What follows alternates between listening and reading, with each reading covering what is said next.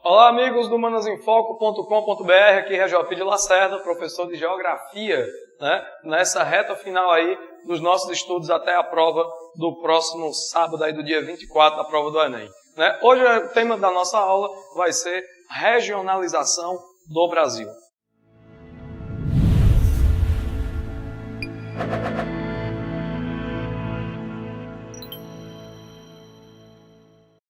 Então, veja só, no Enem eles não podem cobrar de jeito nenhum as questões de cunho regional específicas.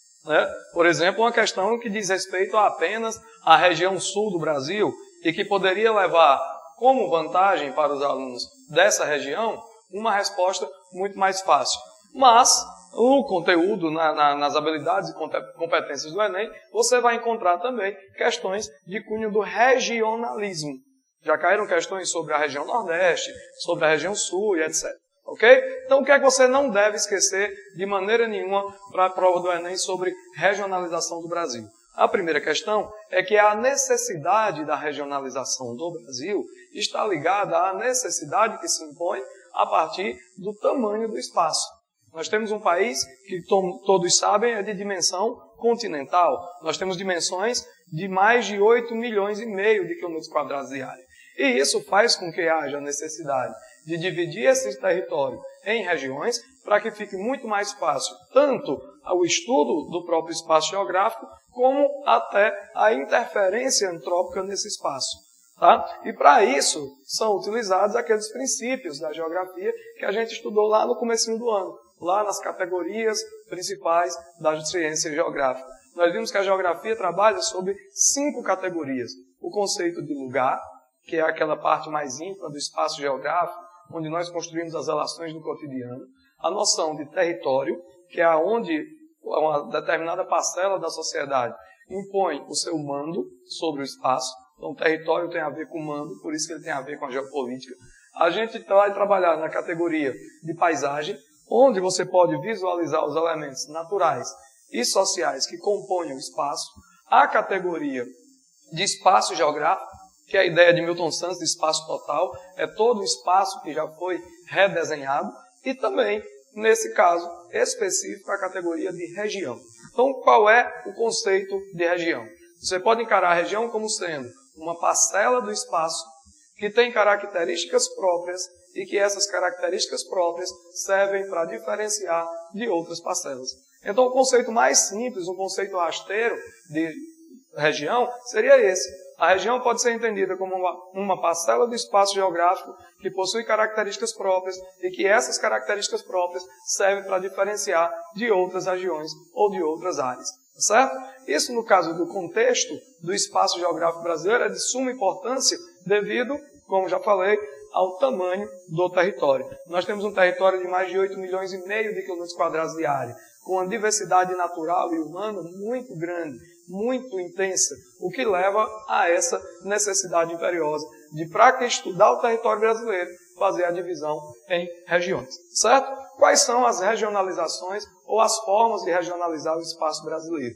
Essa regionalização ela vai se tornar cada vez mais intensa a partir do momento em que o espaço brasileiro passa a ser cada vaz mais intensamente produzido. E aí você vai lembrar que no período da colonização nós tínhamos uma restrição das atividades econômicas ao espaço litorâneo.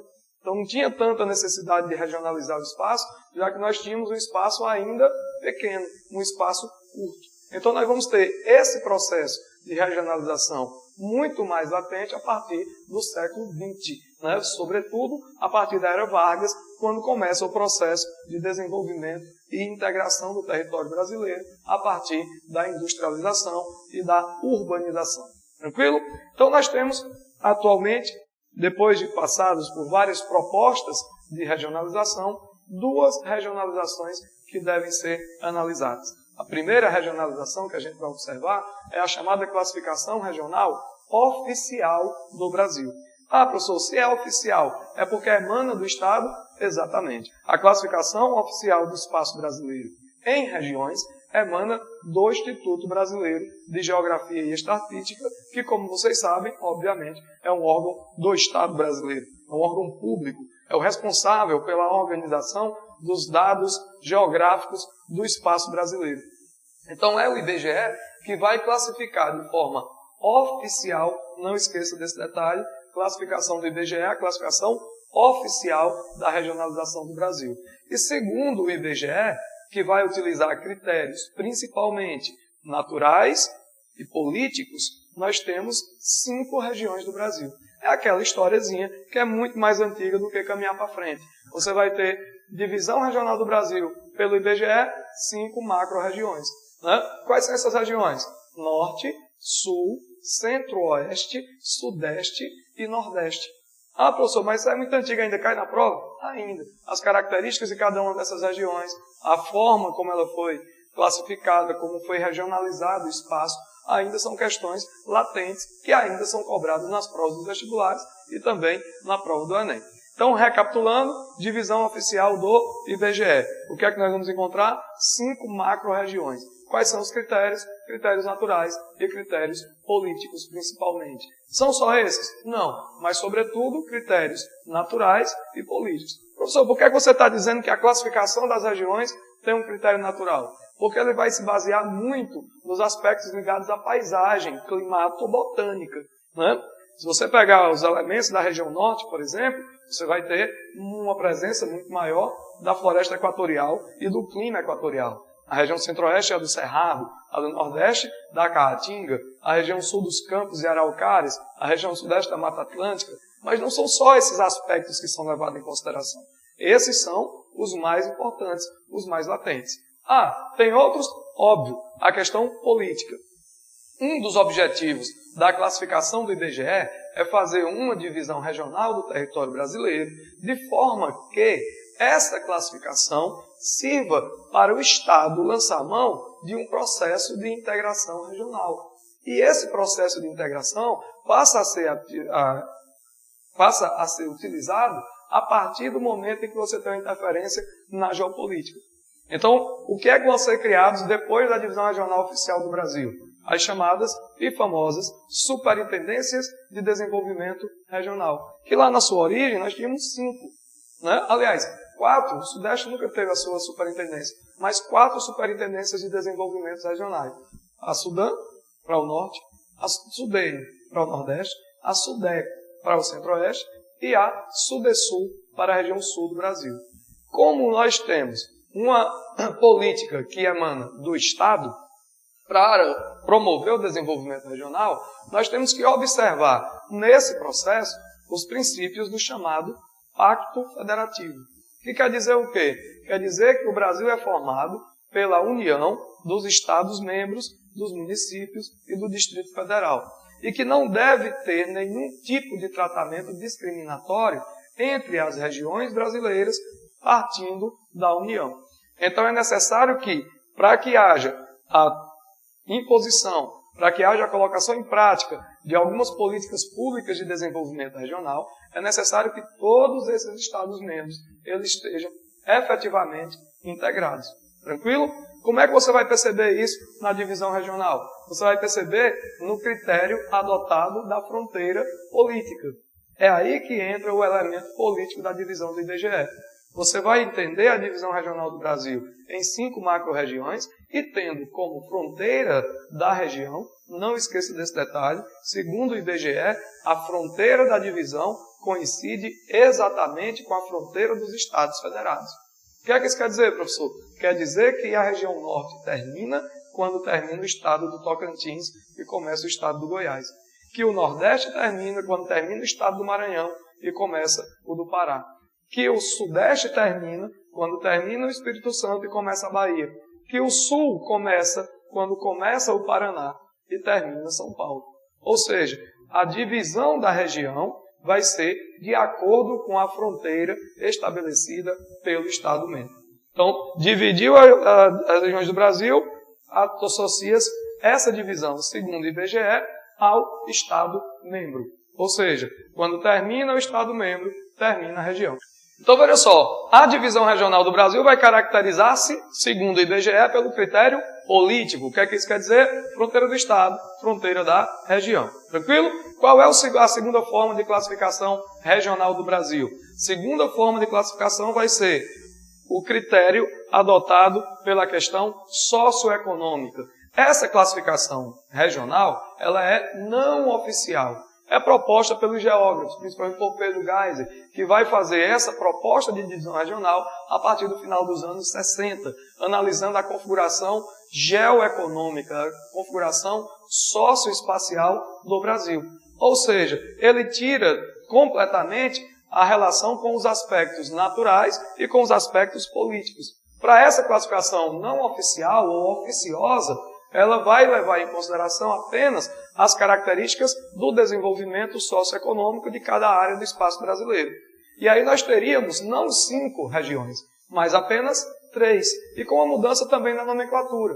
O que para o IBGE é o Sul e o Sudeste, basicamente, para a divisão dos geógrafos seria o equivalente à região Centro-Sul do Brasil, que vai agrupar a região Sudeste, a parte mais desenvolvida da região Centro-Oeste, além dos estados da região Sul.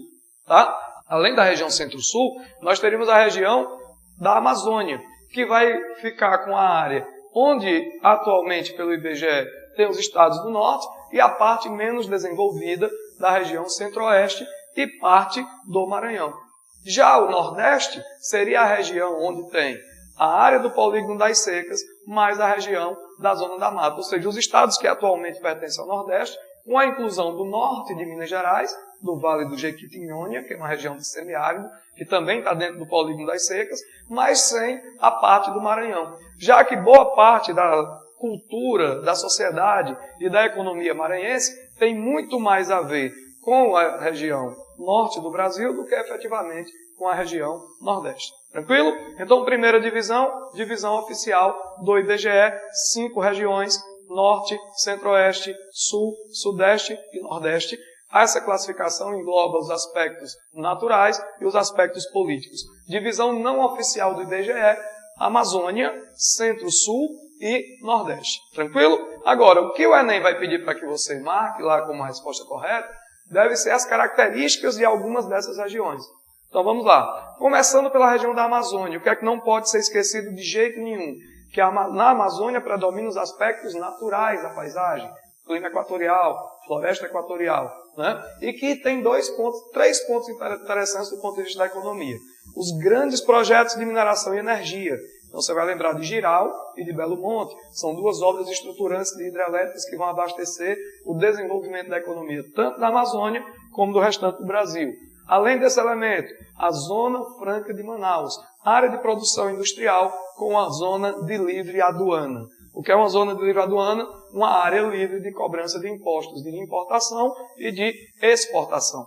Na Amazônia Franca de Manaus, os componentes podem entrar sem pagar impostos, os produtos podem sair sem que haja uma nova tarifação. Para que serve esse incentivo fiscal? Para incentivar a produção industrial numa área remota do país. Agora, o mais interessante, o que mais o Enem tem colocado nas últimas provas, é a expansão das fronteiras agrícolas, soja e pecuária, gado e soja, que avança sobre o Centro-Oeste, chega na região da Amazônia brasileira, com a transgenia, com a mudança do solo, com o desmatamento, com os impactos ambientais locais e com a base econômica voltada para o mercado externo. Se cair questão sobre desmatamento, associe principalmente à expansão das fronteiras agrícolas. O que é que se produz? Soja com a transgenia e o gado bovino de corte. Tranquilo?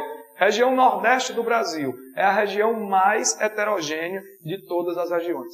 É a única região onde você vai encontrar uma divisão sub-regional. Então nós vamos ter no litoral a zona da mata, na Borborema o agreste, no semiárido o sertão, entre o Piauí e o Maranhão nos cocais, a zona do meio norte. Quais as características principais de cada uma delas? Falou em zona da mata nordestina, você lembra do litoral. Lembrando do litoral, grandes cidades, produção industrial e atividade portuária. Principalmente os 2 novos portos do Brasil. O porto do Aratu, na Bahia, e o porto do Suape, no Pernambuco. Além do complexo petroquímico de Camaçari e da região industrial.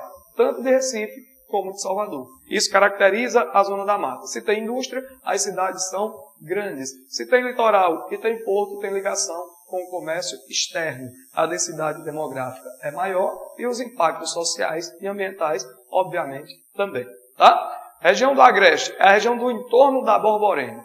Lembrar que o Planalto da Borborema é um planalto cristalino e que gera um clima de transição.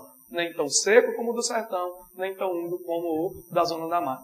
As atividades são ligadas principalmente ao comércio, e aí falou em comércio, falou em Agreste, vai lembrar de 3 pontos. Caruaru, Feira de Santana e Campina Grande.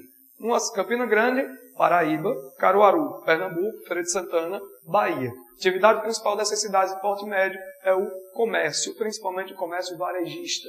Tá ok? Outra característica, a policultura para abastecimento do mercado interno.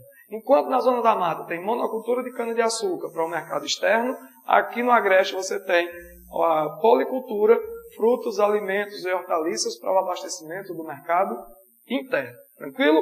Região do Sertão, área do semiárido, polígono das secas, região da Caatinga, dos solos rasos e dos rios intermitentes.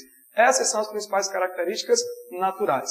Agricultura de subsistência, pecuária extensiva, são atividades primárias ainda pouco desenvolvidas e extremamente arcaicas. Mas em relação à agricultura, você lembrar de 2 pontos de prosperidade, de desenvolvimento e de tecnologia.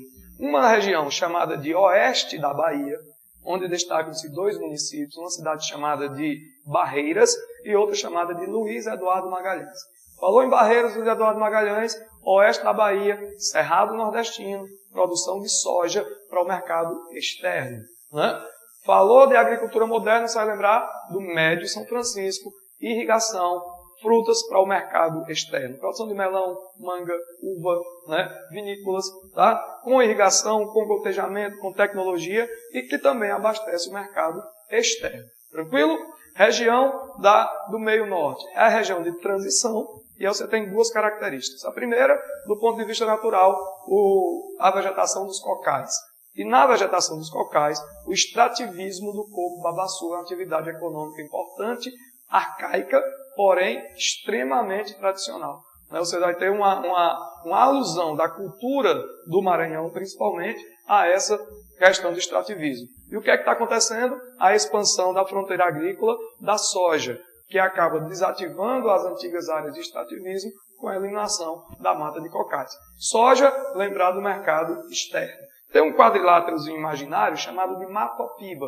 Maranhão, Tocantins, Piauí e Bahia. E você associa isso à produção de grãos, soja e milho. A gente falou isso na aula sobre agropecuária brasileira. E a região centro-sul é o quê? É o grande centro econômico do Brasil. É onde está o maior parque industrial, embora haja desindustrialização. É onde estão as maiores cidades, embora haja desmetropolização, descentralização industrial e uma diminuição do crescimento das metrópoles. Mas é onde está São Paulo, Rio de Janeiro, Belo Horizonte e Brasília. Ou seja, o centro político e os centros econômicos e sociais do Brasil. Tá? São Paulo tem a mais importante bolsa de valores do Brasil e a mais importante da América Latina, obviamente. Né? Rio de Janeiro tem um estaleiro muito forte, Transpetro, produção de indústria naval e etc. E a grande produção de petróleo no território brasileiro. Lá na região sul você tem a expansão da pecuária, principalmente a pecuária extensiva, e a produção da indústria da madeira, inclusive com a eliminação dos aspectos naturais da mata de araucárias. Os climas, os aspectos naturais, clima subtropical na região sul do Brasil, clima tropical litorâneo no litoral do sudeste e um pouco mais ao interior, o clima tropical típico. Essas são as principais características dos complexos regionais do Brasil e nós acabamos de ver a divisão regional do Brasil. Até o nosso próximo encontro, resolva as questões, uma boa prova e até a próxima aula.